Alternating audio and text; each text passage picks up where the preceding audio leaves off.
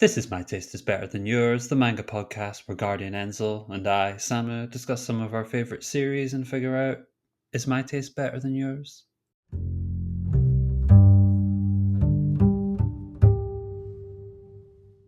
Hello, hello. Hi, everyone. It's Samu here. I'm joined, as always, by my wonderful co host, Guardian Enzo. And today, as you can see by the title, we're going to be comparing, contrasting manga and anime adaptations and giving our opinion on what we think is better or worse and see what we agree and disagree on. We both have experience blogging anime and I would say being more in tune and like preferential to manga as a whole. My experience in blogging anime, of course, isn't as extensive as Enzo's. I had my three or so ish years stint at Random C. Enzo, I think it's fair to say you're still in the anime grind, and Yeah, are you still like a manga man at heart? I love them both. I objectively know that manga is a superior art form to anime at this point when they're in their respective developments. So I'm quite comfortable with that reality. However, anime is my daily grind as far as like coverage and stuff. I mean, I'm literally not sure anyone has ever written more words about anime than I have. In any event, I've at least, the very least, I've written a shit ton of them, and so it is interesting for me to do this exercise here of going in and comparing manga and anime, not as mediums, but in terms of the specific series. And because it's a subject that anime fans love to talk about and manga fans love to talk about, and no one likes to complain more than manga fans who feel like their series didn't get the adaptation they wanted. So it is an interesting subject, potentially a bit of a hot button subject, I would even say. But so it's going to be very interesting to see some of our respective takes. And I will say, going in, there are going to be individual series that we talk about that the other one has not necessarily both seen and read in its entirety. But that doesn't mean that it isn't something that we can discuss, because part of this is going to be us expressing our own opinions about those things, and part of it is going to be maybe where those opinions contrast with each other. So yeah, I'm very, very, very interested to see where this goes. Cool. Let's jump into it then. The plan here is to split it up by where our preference lies. We'll each give a few series each, and no doubt we'll find ones that are more contentious than others. So let's begin with series where we prefer the manga. I think this is probably the safest category because it's just very easy, even in other mediums, it's very easy to be like, well, the book's better than the movie, the manga's better than the anime. It's very easy to just like cling to the source material. But I think sometimes it is true. And I think oftentimes it is actually probably most true. Yeah, I'll start. I'll throw out a couple names, and then Enzo, you chime in. I think you're familiar with all of these to at least some degree. An obvious one I would say is very recently Sakamoto Days. Let's see if the second core manages to improve at all. Second core, in terms of like the content that's being covered, is where the series did kind of blow up more in manga sales, and I just feel like that is where the more fun and interesting stuff is going to be. Hopefully, they reflect that in the production, but it's just a real shame that this could be a series where I could have the opposite opinion. And I think a lot of people are looking forward to that. Similar, another Weekly Shonen Jump title that I would throw out is Chainsaw Man. Actually, it's a funny one because I think a lot of people will also agree that the manga is better than the anime. But I still say this with an asterisk because I'm not a hater of the anime, and I don't think that the direction it took is bad at all. I think it's just different than what people envisioned and went for a more almost like realistic, grounded cinematic Mm. approach as opposed to bold colors and like very graphic and just channeling the manga's essence. I do. It's maybe noteworthy that it seems like from the movie coming up on the Reze arc and probably onwards from there, maybe they are going to shift to that direction more so because they've changed directors. But I do think that as a whole, the manga is superior, particularly part one so far from what we've seen. But just to preface and say that I'm not a hater of the anime, and I'm not someone who's like the anime failed at its job because it didn't exactly turn out the way we wanted. I think even on its own, it's a very good anime still. So yeah, of those two Weekly Shonen Jump titles, like, what's your take, Enzo, on those ones? I agree with you that the Chainsaw Man anime has probably gotten a lot more hate than it deserved.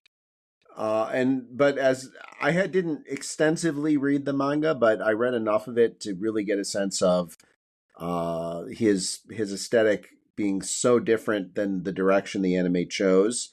And I kind of like you said, the anime just went for a totally different direction. And when you have a mangaka whose style is so distinctive and so hard to capture, one thing you can do is to go in a completely different direction and not try to do that. And I think it's a valid choice. There's a certain curiosity factor that I have of what would have happened if they tried to recapture the manga's aesthetic on anime form. It would have been interesting to see. Would have been very hard to do. Sakamoto Days was one that I sort of only skimmed the manga, read a few chapters, didn't really connect with me.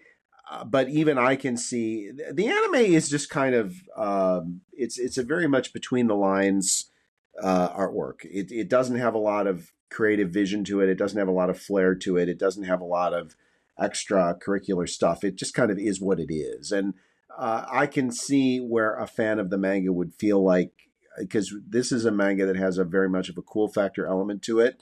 I think it needed a really stylish anime, Sakamoto Days, in order to really kind of capture that cool factor. And I feel like rather than going for something completely different the way Chainsaw Man did, it just kind of went for plain, and plain doesn't do much. I'm going to throw a couple out there then real quickly too. First being The Promised Neverland, which is funny to say, well, you preferred the manga, because I've always been of the belief that the manga kind of jumped the shark to an extent with The Promised Neverland, but the degree to which the issue is really the degree to which the anime jumped the shark is so much greater than the degree to which the manga jumped the shark, that I have to say I prefer the manga. And also because although the first season of the anime is certainly the best season of the anime,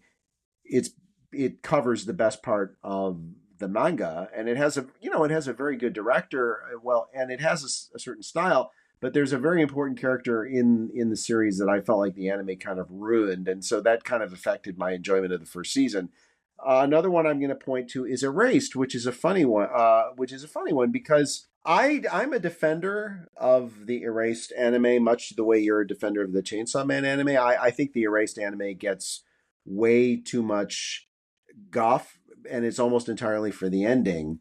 And I think what happened with the Erased anime is entirely down to the fact that it needed about 2 more episodes, and it didn't have. It was a Noitamina. It had 11. It needed about 13 or 14. And as such, it basically adapted literally for about 8 or 9 episodes, and then it tried to cram the final 5 episodes of material into about 2 episodes. And what I think the anime did actually surprisingly well is to capture the essence, the meaning of the manga ending, but did it in a materially different way because it did so, and just because of the mechanics of the time it had to do it, and it is less effective because of that. So I have to say that I preferred the manga, although again I do feel like the anime got more grief than it deserved to get. So I don't know if you have any thoughts on those two specific series. I believe you've read both of them. I have read Promised Neverland. Yes, I do think I echo your sentiments. I do think that the anime first season is still very, very good. I enjoy it a lot. Maybe I'm actually of the opinion that I don't think the manga got as bad as some people believe. But then again, I did binge it, so I didn't really experience the weekly grind of that. Erased, I do have my issues with Erased. I enjoyed it on the whole, but I do think my issues for the series lie more in the reveal of who the villain is, like the build up to it. My want, and I think maybe other people's want, for it to be more of a surprise, more of a mystery. Um, Yes. which wasn't really. I think that's probably going to be the exact same case in the manga. I didn't read that far into it to know. And I don't actually know the specifics of the ending compared to the manga either. So I don't think that's a hot take though from Well, what you're saying. And I think I want to say about Erased very quickly. I want to say I've had this disagreement with people before, and it's not a manga versus anime thing. It's just more general. I don't think it was supposed to be a surprise. I think we were supposed to know way in advance uh, the thing you're talking about. So I think I don't necessarily consider that to be a super valid complaint because I don't think it was supposed to be a surprise. I think the drama was that we knew and the main character didn't, and I think that was supposed to be that way. I think it was going for dramatic tension. Of we kind of had figured it out, but he still hadn't. So I kind of feel like maybe that was author's intent, but I can see an alternative take on that. That's just my interpretation. I'll throw in one more name. This isn't a really contentious one. It's very obvious. Oku, the Inner Chambers. The fact it even got an anime in the first place is like impressive and surprising in of itself. And it really only adapts the very, very beginning arc, first two arcs actually, of what is like a dozen arcs. I feel like Enzo. I know you've read the full series, and Yep. um, you're in your agreement. Is it's just like a drop in the lake of what is actually the full story, and it's just a serviceable adaptation, and definitely one where I'm like, if you did so happen to watch the Oku anime, which I feel like not many people did, but if you did, definitely read the manga if you want the full proper experience. Yeah, I couldn't agree more. I'm not as huge a fan of the manga as you, but I did really enjoy it. And it's not only that it only adapts the first arc. It's that it, as you say, it's just kind of serviceable. It's not like a great adaptation of the first couple of arcs. It's just kind of an okay adaptation. But it is literally the manga you picked as the manga that will never receive an adaptation that should. It's literally the one you said that about when we had that theme on Yeah. the LAA podcast. So yes, you could not have a more perfect example of being grateful that it got an anime at all. And it's not, and I wouldn't think a manga fan would be like aghast that, oh my god, this anime it should never have existed. It's tarnished the whole experience. No, it's not like No. bad. It's barely a patch on the manga though, and that's inevitably what it is.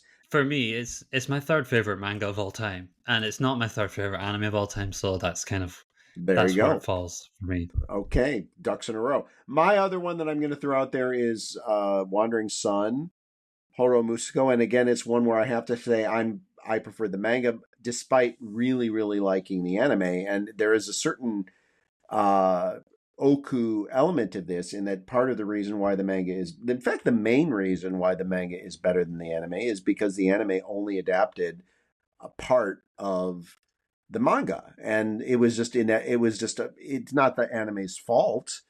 It simply it knew it had that. It knew it had a certain, again, it's an Oitamina series. It don't like Erased, and it only had 11 episodes to work with.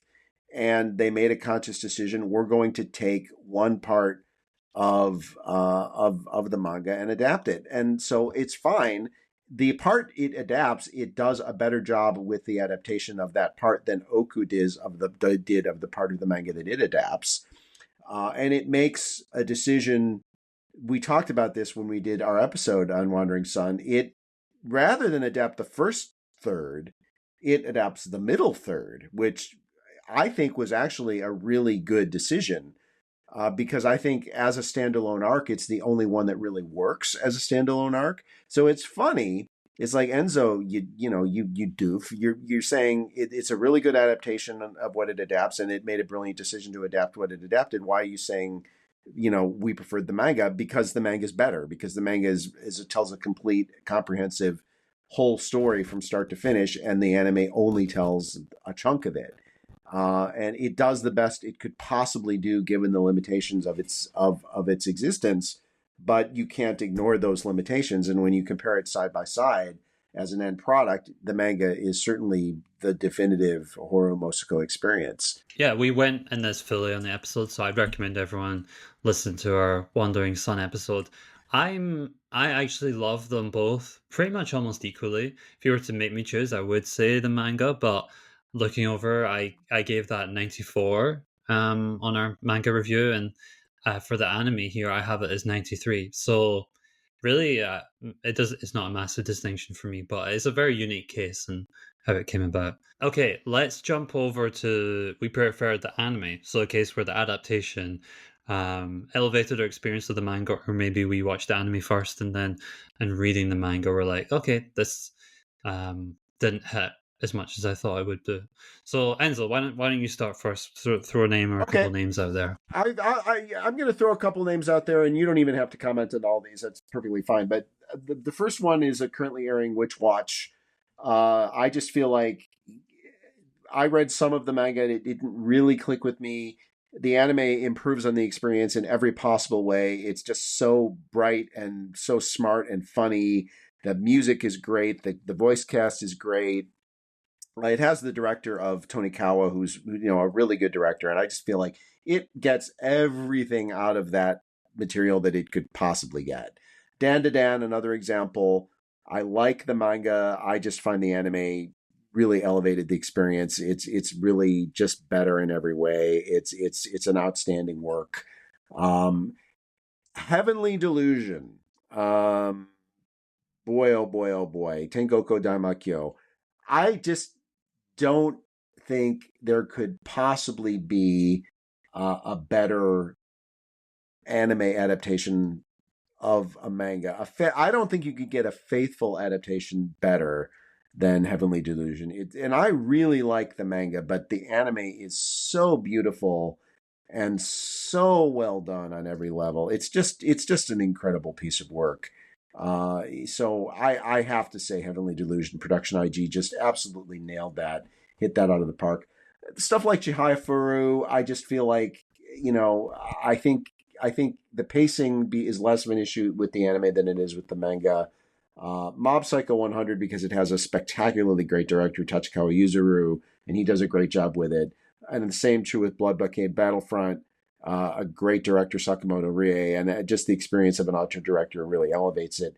And then the last one I want to talk about before turning it over is Karakai Jozu no Takagi-san, Teasing Master Takagi-san, because I think Takagi Hiraki, or Akagi Hiraki, in Shin-Ei Animation, I don't love that manga. I do like the manga. Don't get me wrong. I think it's really a fun, cute manga, but the anime takes what's really very episodic and a little choppy, and it gives it a narrative that it almost doesn't even have in manga form, and it punctuates it with, because it's so fundamentally transforming the story, it has to give it original material to give it the substance it needs to work as a linear narrative character story, that it is much more so than the manga is. So the original material in the anime is some of the best material in the anime, including the movie, which is completely original and I think is really terrific.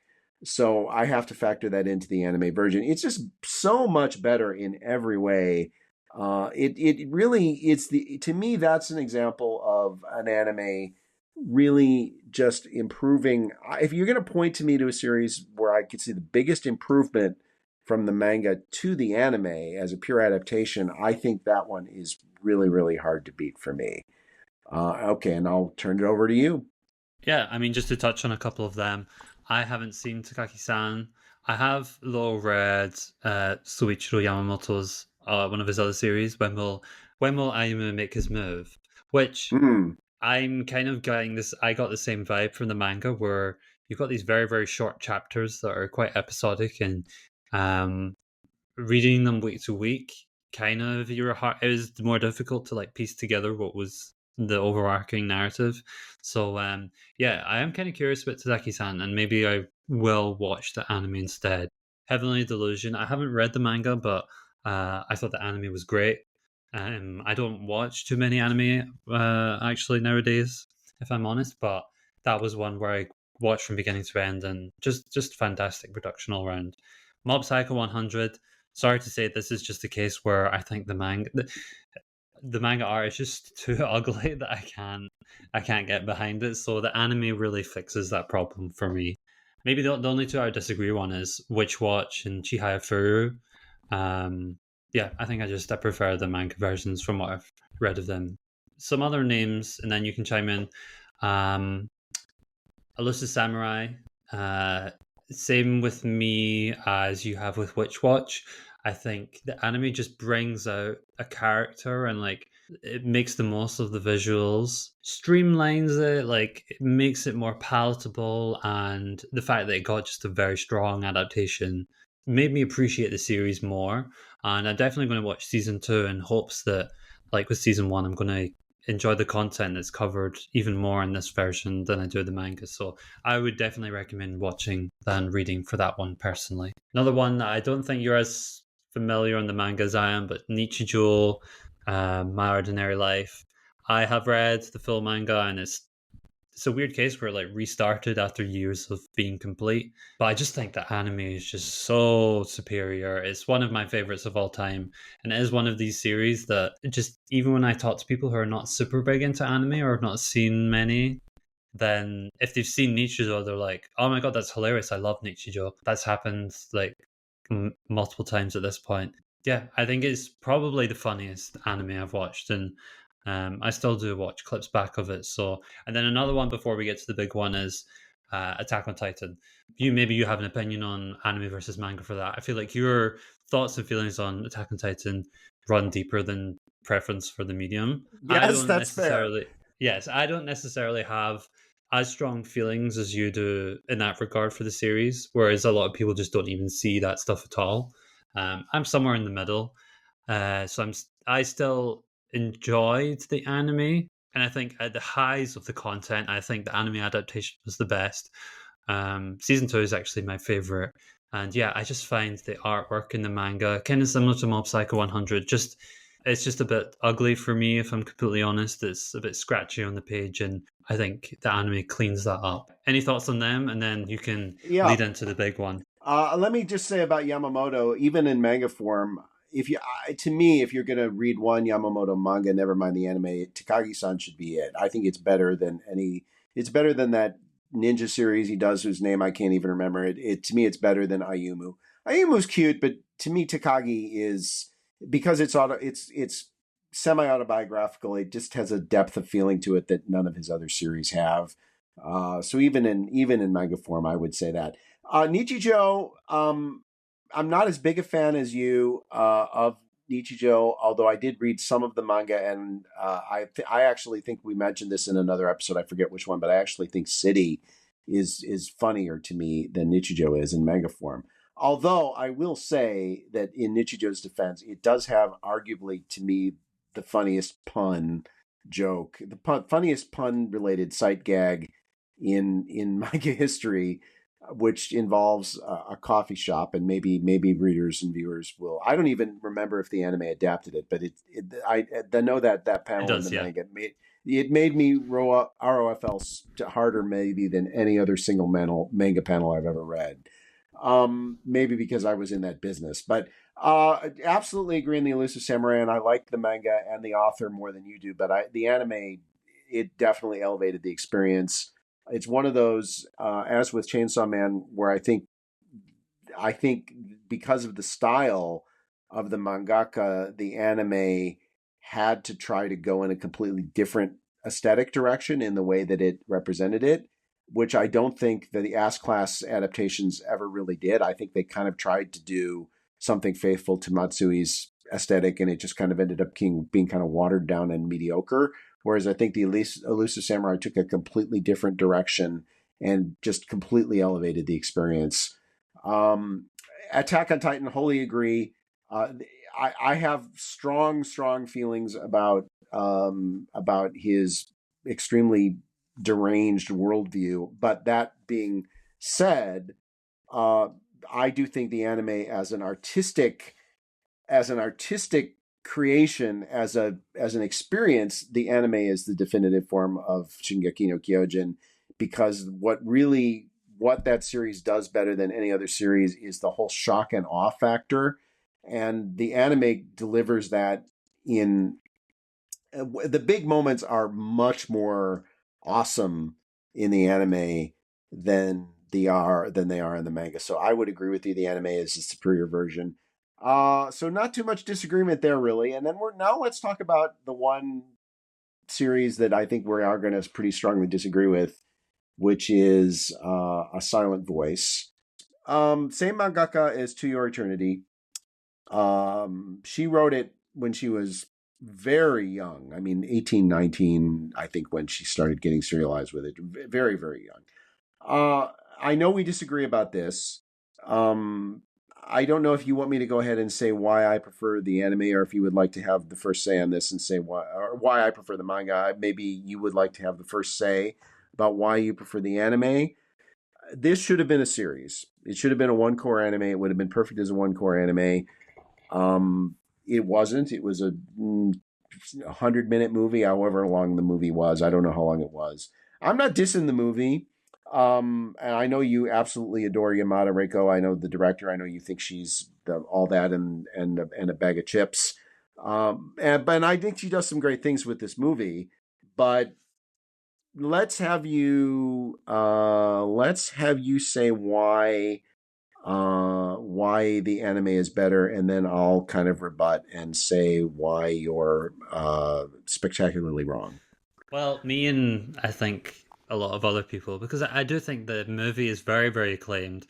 It resonates with a lot of people. The manga does too, of course, but I do think that it's managed. I think the movie was the correct decision, and I think it's proved to be the correct decision in terms of its reputation and the regard people have for that adaptation. My problem comes down to Yoshisuke Oima, the mangaka. I have an issue. I had this issue with A Silent Voice, and I have it with To Your Eternity, which, as I'm recording this, is just about to wrap up. I think her concepts and her ideas, and I think like half of the execution of what she does in the most important parts are strong, and that's what's the main draw of her series, both of them. But I think she just has a tendency to overwrite, and I think explore things and go on these tangents that feel excessive or just distracting from what is being presented as the initial core thing to grab onto the series, and like the thing that you get the readers invested in. Maybe she is just the sort of writer who is a gardener and explores these things and finds that she goes in these different tangents. But yes, whenever it goes to the side characters of Silent Voice, and whenever we go to various arcs into Your Eternity that are just like distractions, I feel I'm not super keen on them. That being said, I still really, really enjoy the Silent Voice manga. I think it's very good. I just think the anime is great. I think the anime made all the correct decisions in cutting out the pretty not interesting parts of the second half when it jumped around from various side characters. I think it kept in the content that it needed, which is how it all relates to Shoko, to Nishimaya and Ishida, because those are the reason why I and I think quite a lot of people enjoy Silent Voice. Lack of distraction, good cuts being made to like keep it more concise, and yeah, and unfortunately, the To Your Eternity anime has just like adapted it fully, and I think of that experience, you've seen the highs and the lows of her writing. Okay, I've got a lot to unpack there. Let me say this. To me, even though I like to talk about how young she was when she wrote Silent Voice, and you know, there's a clumsiness to a certain extent to her writing. I think that maybe it's youthfulness, maybe it's something else. She does have a difficulty in closing the loop on some of the things that she sets out to do. I just felt like with A Silent Voice, it was more charming, and I was more interested in kind of these ambling subplots. And whereas with To Your Eternity, I felt like I just wasn't interested in going where she was going. It they lose me. The first couple of arcs of that series again are great, but after that it really goes cattywampus. Whereas I never lost Koi no Kitachi. Even when the manga did go off on tangents, I was still kind of involved. I also happen to really like the Yuzuru side character, the younger sister, who gets totally shafted by the anime. She's almost non-existent in the anime, whereas she's like almost a third main character in the manga. So for me, I preferred the fuller story. I preferred the larger story. I preferred warts and all with the subplots. I think enough of them worked. Enough of the direction she was following. I think they were interesting. That I still think it's a better overall story. Whereas the anime effectively, as you said, it focuses on Shoko and Shoya. It's basically a two-person story. It trims out all the fat and some of the lean. And I guess it just depends on what version of the final dish you like. I will say, for the record, I just out of curiosity, I went and I looked on Mal to see where they're ranked. The anime ranks 8.93 and the manga ranks 8.85. So they're both extremely highly rated. And I think as you mentioned, people have a very strong feeling about both. But I don't think I'm alone in preferring the manga and in liking all those subplots and all those little incidentals that we get that we don't get. I feel like the movie is too lean. It cuts out too much. To me, it loses some of the texture, some of the color of the story by reducing it only to its most essential elements. So for me, a one core anime would have been great, and I think it would have been a better product. For you, you felt like a lot of what it lost was worth losing, and you liked it better, as it was. I think that's a fair statement. Wouldn't you agree? Yeah, it just managed to make the cuts that I would have made. Yeah, and what I would say on To Your Eternity as well, like Silent Voice, definitely the better, both anime and manga of the two, like no question. But I would say To Your Eternity, actually, at its peak, I think is her best, the mangaka's best material, which is like the first one or two arcs.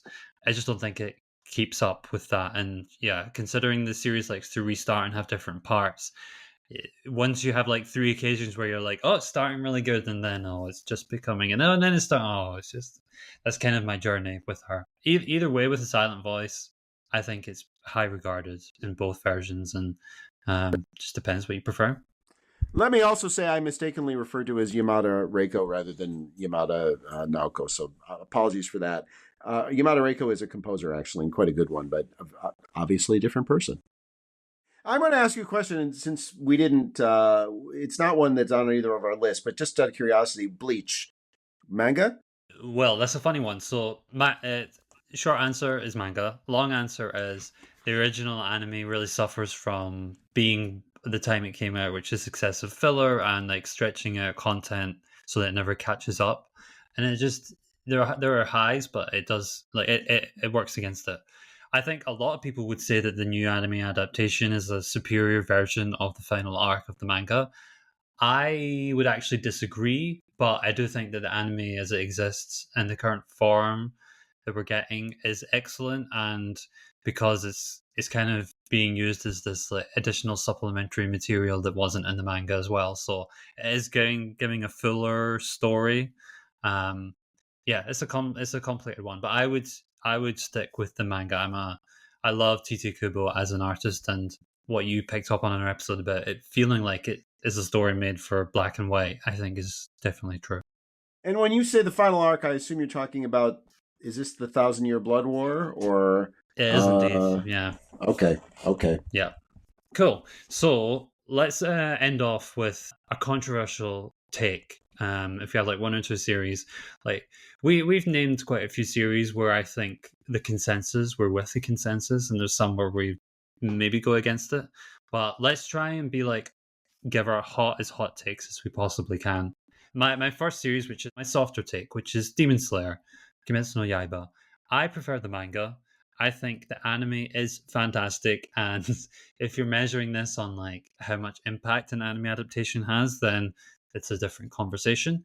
And I think the anime is very very good, and I think it brings it to life in a fantastic way. And I think that is how feels like the majority of people, especially outside of Japan, have experienced the series and are continuing to experience the adaptation. I just think that the manga is better. I just think that it's cleaner, and Gotoke's artwork is just there is almost a Togashi esque quality to it, and like the flow to flow panel, which is funny because he did give a very early recommendation when it was in the single digits of the volumes. So yeah, it's just a case similar to Hunter x Hunter where like you can add all these amazing visuals and flair and the sound, everything that brings it together for a full cinematic experience, but it just really works for me as a manga, and I think I hold especially in the final arc, I hold that in higher regard than. And then that leads to my big one, Yes. which you disagree with. I feel like anyone listening would disagree with, but you know what? I don't care. It's I stand strong with this opinion, and it's the Flowers of Evil, Akuno Hana. I First of all, I think majority of people would say that the manga is better if they have experienced both. You have a different opinion. You can get into that in a moment. Um, and they hate on the anime adaptation that we did get, the rotoscoped adaptation. I think everyone's wrong. I think everyone is so wrong that Flowers of Evil, as the anime is in my top 10 anime of all time. I think it's, I think it's just fantastic. The experience, I think the choice, the artistic choice that it makes, and I think I just value an artistic presentation so much in anime and manga. It elevates the series so much for me. I think the manga is good. I've read the whole thing, and yes, it is a shame that it skips over things and it doesn't get to introduce other parts, and it only has that segment of the story. But yeah, I am not averse to stories that are gross or ugly and feel intentional with that. I haven't read all the author's titles. I know he has an affinity for very weird, strange, dark places that he'll go with his characters. So Flowers of Evil is what I can only base it off of. But I think it's a very, very twisted depiction of puberty and like making terrible choices at that time. And I think the anime just is the superior way to view it. And I'm completely fine with no one ever agreeing with me on that. And I think is it episode 8 potentially the one where they're painting in the classroom. I think that is just a stellar, one of my favorite anime episodes of all time. One of my favorite scenes. Hence why it's in my top 10. So Enzo, I know you just can't agree with anything I said. So yeah, yeah, that's what it is. Okay, well, it's complicated because I hate them both. Uh, so I have to lead with that. I hate the manga. I hate the anime. To a certain extent, I hate them for different reasons, though. So at least we have that. I Let's talk about the anime first, because obviously the thing that jumps off the page there, sort of the screen, is the rotoscoping, which can be done well. Sakamichi no Apollon did it well. Um, Although the whole anime isn't in that form, just some of the performance scenes. But I do think that the anime is phenomenally ugly.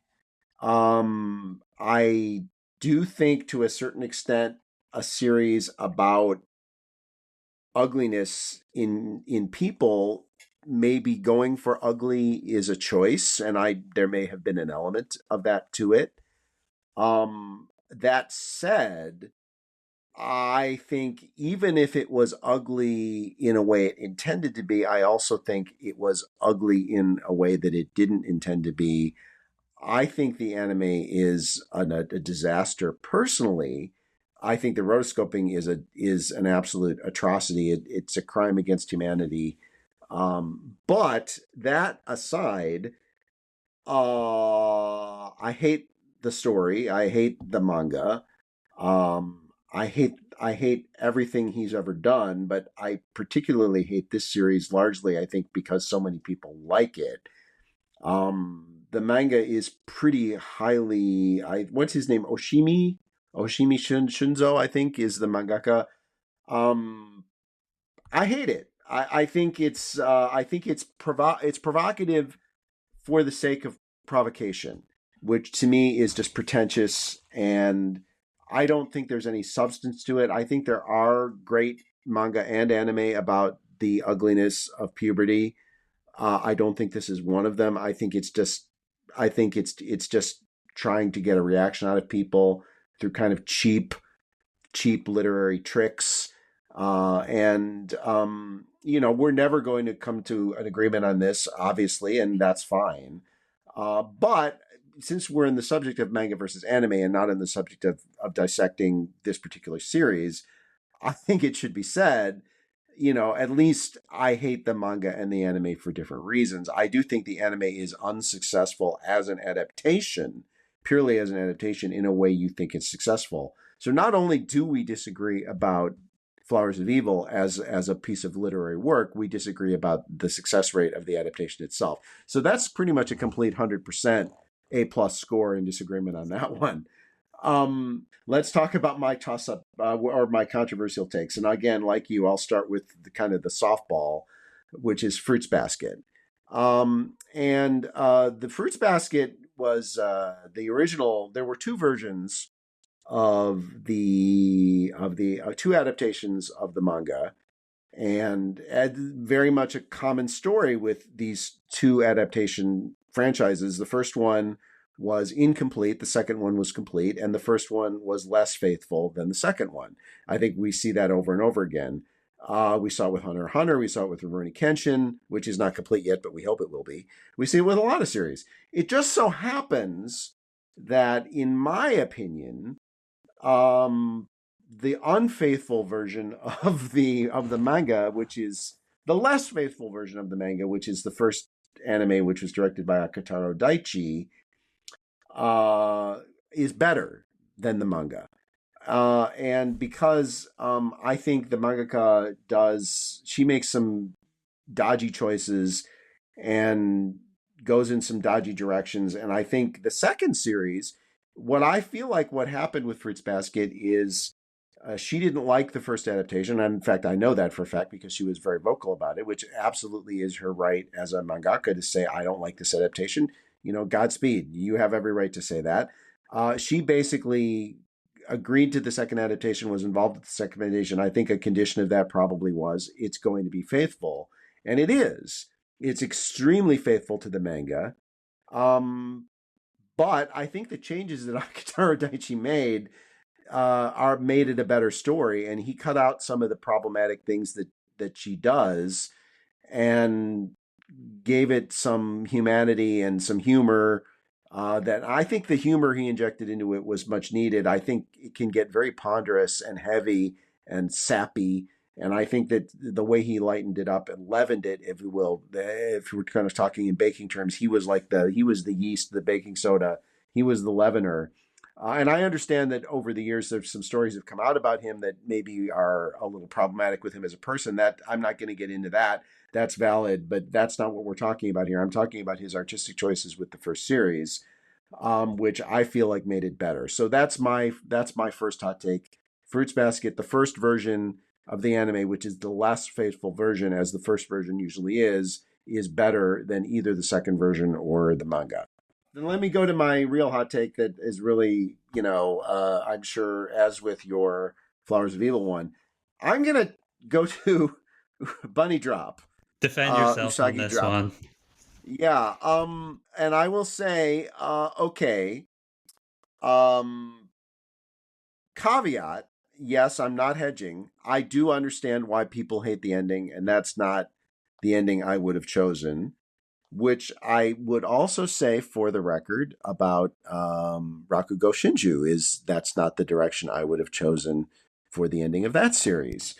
At least it's not as explicit there. It's kind of a hint. No, it's not, but it's when the manga especially, it's kind of unavoidable to the anime sort of, I thought, clouded that over a little bit more than the manga did. Be that as it may, certainly a better series than Usagi Drop either way, although I do think Usagi Drop is very, very good. Here's the reason why I prefer the manga, although I do agree that I don't think she should have ended it the way she did. In the manga, we really got to see the characters, especially Koki and I've forgotten the main Rin and Koki.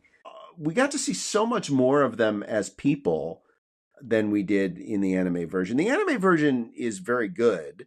I have no problems with the anime version per se.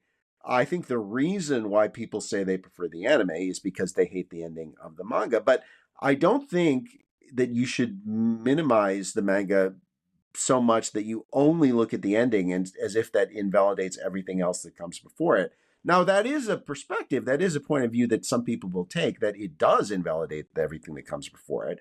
I don't happen to take that view myself, because I think almost everything up to the last few chapters is great. And I love to see those two going through growing up, and I think the way they grow up is portrayed really believably. It's very interesting. There's an evolution in everyone's relationships with each other, which I think is really kind of nice to see. And even though I won't defend the ending in and of itself, I will defend the manga, because I think that the manga as a whole is a more complete and more thematically whole version of the story than the anime is. So that's why I prefer, yes, I do, the Usagi Drop manga. So at that, I will leave the response to you. At that, you will run to the hills for people coming after you now. Yeah, because I haven't read the Usagi Drop manga to comment. I've only watched the anime. I know that the anime covers just under half of the material. So yeah, there is I imagine there is an interesting space of yeah, but what about that material? What about the 4 or 5 volumes apart from the last volume? You know the ending, right? You know the ending. Why Oh people yeah, hate it. I Okay, know the okay, ending. okay, okay. But I know that there's changes in the status quo leading up to that as well. I do kind of have this morbid curiosity of maybe one day I will read the manga. And if you're saying that the material after where that anime stops is still at that level, then yeah, I I'm think it not is. okay, fair. I'm not totally against it. I think that is definitely one similar to my Flowers of Evil. If you just said that with no caveats, okay, interesting opinion. So I think we've definitely qualified by having controversial takes. That's a good note to end on. Yeah, this has been fun. Just going through all these different Enjoyed it. series. Please let us know what you think, and also if you have any hot takes. The hotter the take is always the most interesting thing that you can provide. Absolutely. So there are a lot of series that we can agree, and the consensus is there, but it's fun to dig into the ones where you go against the grain. So yeah, thank you, Enzo, for this chat. And I was going to say your catchphrase, but I'll leave that to you. That's your thing. So look forward to the next episodes, guys. We're going to be returning with some more arc reviews and series reviews, but this was a fun little side tangent discussion as well. So thank you, Enzo. Stay frosty.